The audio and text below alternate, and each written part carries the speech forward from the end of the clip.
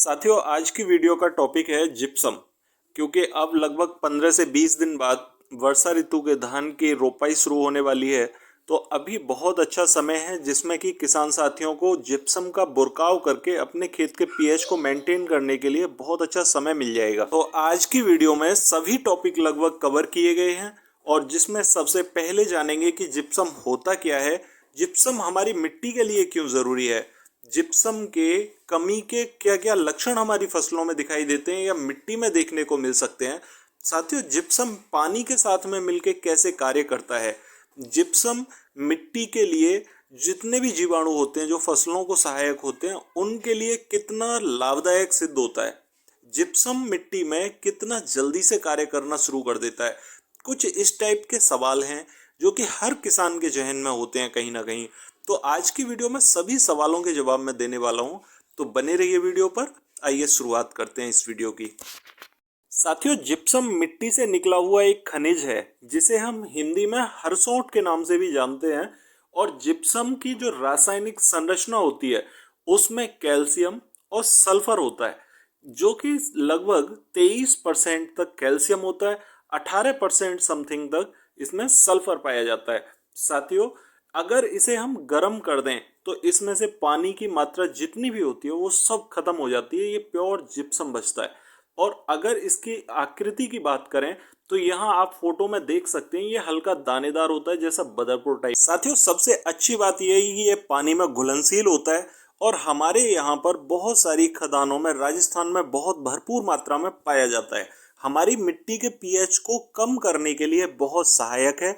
जो भी क्षारीय मिट्टी होती है उसमें अगर हम बुरकाव कर दें और पानी लगाएं या जुताई करें तो मिट्टी के साथ मिलकर ये हमारी मिट्टी की क्षारीयता को कम करने में सहायक होता है। साथियों, अब बात करते हैं कि ये मिट्टी की क्षारीयता को कम करता कैसे है।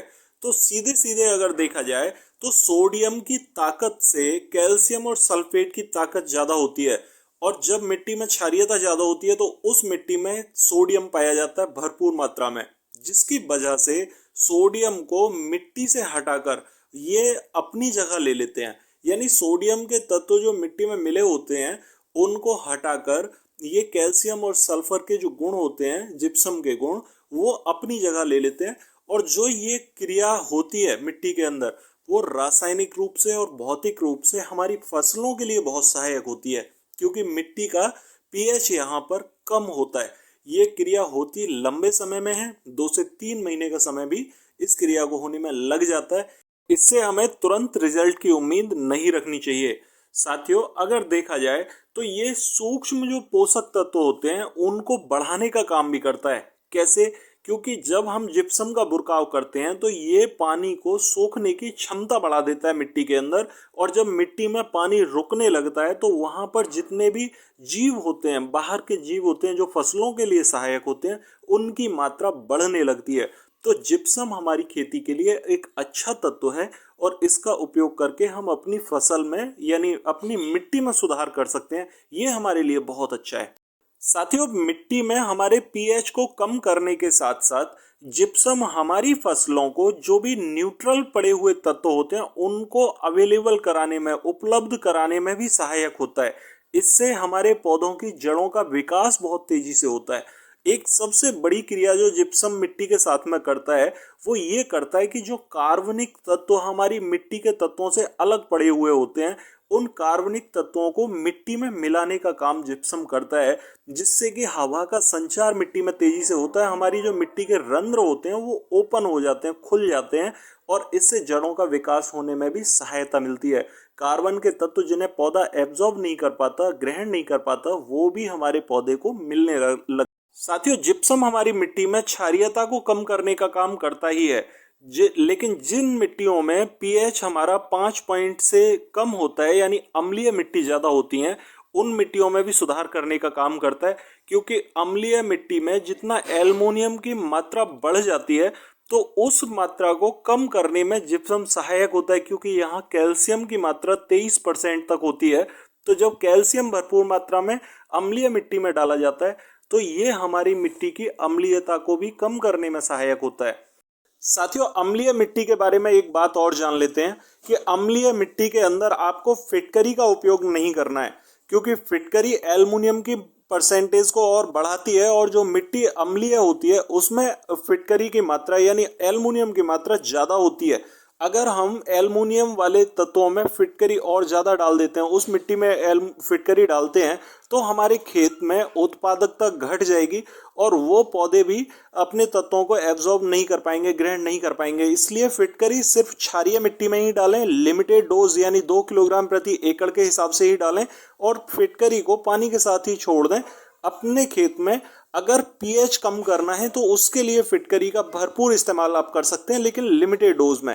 आप अम्लीय मिट्टी में फिटकरी का उपयोग ना करें, वो ज़्यादा खतरनाक। साथियों, जिप्सम को लेकर बहुत सारे किसान भाइयों के सवाल रहते हैं कि जिप्सम हमें सही क्या रेट लगना चाहिए, क्या रेट में मिलना चाहिए।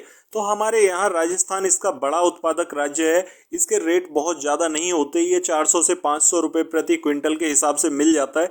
अगर 50 किलो की बात करें तो ये 200 से 250 रुपये का ही होता है और इसमें अगर दूसरी कॉस्ट भी जोड़ ली जाए तो ये 600-700 रुपये प्रति बैग लगभग किसानों को अवेलेबल हो जाता है। तो ये ज़्यादा महंगा नहीं है, आप इसका उपयोग करेंगे तो आपको इससे उत्पादन ज़्यादा मिलेगा।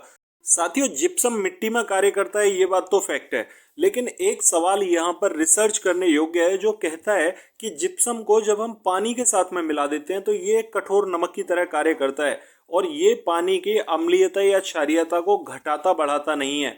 ये मिट्टी के अंदर या पानी के अंदर कैल्शियम और सल्फर तो जोड़ता है, लेकिन वहां से हाइड्रोजन और जितने भी सोडियम वाले तत्व होते हैं उन्हें। साथियों, जिप्सम के बारे में ये एक विरोधाभासी सवाल है। हो सकता है आने वाले समय में हमारे साइंटिस्ट इस चीज का प्रूफ दे दें कि पानी में घुलने के बाद ये कैसे कार्य करता है। इसीलिए किसान भाइयों को सलाह ये दी जाती है कि इसका बुरकाव सूखे खेत में करें।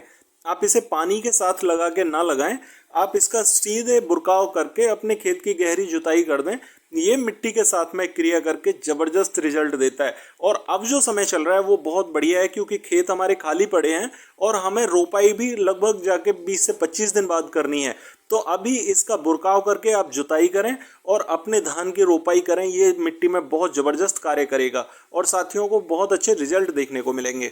साथियों, जिप्सम की एक खासियत सबसे बड़ी ये रहती है कि जब हम जिप्सम का उपयोग करते हैं तो ये कैल्शियम को बहुत तेजी से रिलीज करता है मिट्टी के अंदर, और हम कैल्शियम नॉर्मली जब मिट्टी में लगाते हैं तो वो मिट्टी में इतना तेजी से कार्य नहीं करता। जिप्सम का कैल्शियम बहुत तेजी से कार्य करता है।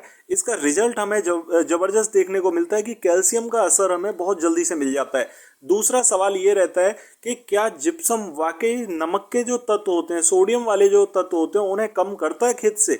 बिल्कुल, ये सवाल यहाँ पर इसका आंसर ये है कि ये सकारात्मक रूप से, जितने भी सोडियम में भी हमारे बहुत सारे ऐसे तत्व होते हैं जो नेगेटिव होते हैं और कुछ पॉजिटिव होते हैं, उनमें जितने भी सकारात्मक तत्व होते हैं उन्हें अवशोषित करने का काम जिप्सम करता है। तो ये नमक को बिल्कुल कम करने का काम करता है मिट्टी से, और जिससे कि पीएच हमारी मिट्टी का कम होता है और एसिडिक मिट्टी हमारी खेती से कम होती है। साथियों, कुछ किसान साथियों का सवाल रहता है कि हम जिप्सम का उपयोग जब मिट्टी में कर दें तो कितने समय में जिप्सम हमें रिजल्ट दे देगा। तो साथियों, ये कोई जादू की छड़ी की तरह काम नहीं करता कि जिप्सम हमने लगा दिया और खेत का तुरंत ही सारा कुछ सिस्टम बदल गया। जब जिप्सम मिट्टी के अंदर जाता है तो ये मिट्टी की संरचना में सुधार करता है, उसमें समय लगता है, क्योंकि एसिडिक जो तत्व होती है, परत होती है, उसे तोड़ने का काम जिप्सम करता है।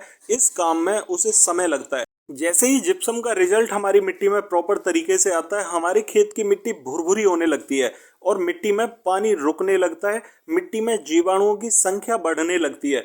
ये हमारे जिप्सम के लगने के बाद में कुछ रिजल्ट हमें देखने को मिलते हैं। हमारी मिट्टी में तेजी से ये क्रिया पनपती है। साथियों, अगला सवाल ये रहता है कि जिप्सम हमारी खेती में जो पनप रहे जीवाणु होते हैं उनके लिए कैसे सहायक है। तो जिप्सम जब हम खेती में उपयोग करते हैं तो जिप्सम हमारी मिट्टी में जल धारण क्षमता बढ़ा देता है और जल धारण क्षमता बढ़ने से मिट्टी की नमी बरकरार बनी रहती है और जितनी भी नमी मिट्टी के अंदर होती है वो वहाँ पर पॉजिटिव जीवाणुओं को खींचने का काम करती है और जीवाणु वहाँ पर पनपने लगते हैं। तो ये हमारे जीवाणुओं के लिए खतरनाक नहीं है, हमारी मिट्टी की संरचना को सुधार करने के लिए हमारे लिए अच्छा तत्व है। हम इसका उपयोग करके अपनी मिट्टी की संरचना में सुधार कर सकते हैं। साथियों, जिप्सम के बारे में आज यहाँ पर हमने कुछ सवालों के जवाब देने की कोशिश करी है। फिर भी अगर आपकी कोई क्वेरी हो तो कमेंट बॉक्स में पूछ सकते हैं। अगर आपको वीडियो अच्छा लगा हो तो वीडियो को लाइक ज़रूर करें, ज़रूरतमंद साथियों को शेयर ज़रूर कर दें जिससे कि वो भी इसका लाभ उठा सकें। और अगर आप चैनल पर नए आए हैं तो चैनल को सब्सक्राइब जरूर कर लें ताकि इस टाइप की नई वीडियोस का नोटिफिकेशन आपको सबसे पहले मिल सके। तो मिलते हैं फिर अगली वीडियो में, तब तक के लिए नमस्कार किसान साथियों।